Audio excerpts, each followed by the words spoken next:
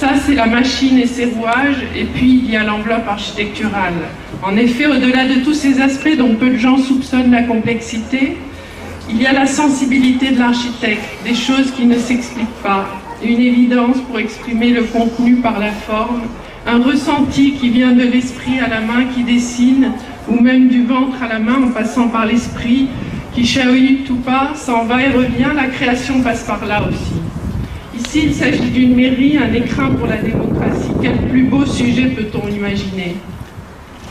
Parce que le bâtiment est un écrin, parce que le contenu a un sens, parce que la démocratie est une richesse, c'est là qu'à travers le vocabulaire de la forme, des formes, à travers le jeu entre les matériaux choisis, entre les vides et les pleins, les volumes, les proportions, les pénétrations, les confrontations, les frôlements des matières, de l'ombre et de la lumière, nous avons donné son identité au bâtiment. Une identité à l'image de son contenu, interprétation spatiale de la valeur de la démocratie. Le bâtiment réunit et abrite la rigueur, l'efficacité, la transparence, la lumière, la clarté, la générosité.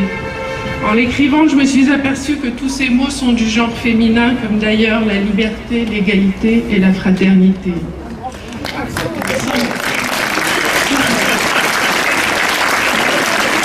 Sans doute le hasard.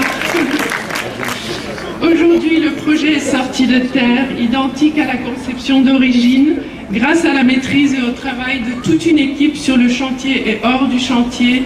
Mes collaboratrices, Sandrine Marais, Agnès Blache, Aurélie Christini, que je remercie pour leur implication de tous les instants, le bureau d'études ingénierie Coplan, les services techniques de la ville et bien sûr les 15 entreprises qui ont œuvré à la construction ces derniers 18 mois. Selon moi, enfin, l'expérience des lieux doit prévaloir sur ma propre description de l'objet architectural. J'espère que vous ressentirez pendant la visite le mélange de rigueur et de légèreté recherchée, le souci d'harmonie dans les ambiances de travail, la générosité des volumes de réception du public, la sérénité dégagée par le choix de la sobriété. Ces notions, ces sensations sont, semble-t-il, déjà vécues par les équipes de la mairie en place depuis quelques semaines. C'est en tout cas ce qui m'est revenu.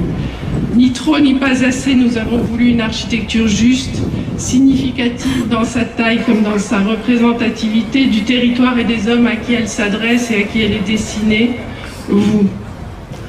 Merci, monsieur le maire, de m'avoir accordé votre confiance jour après jour et insisté pour que je prenne la parole aujourd'hui pour parler de mon œuvre, comme vous me disiez, pour parler de mon bâtiment qui est aujourd'hui le vôtre, celui des Pénois. Merci.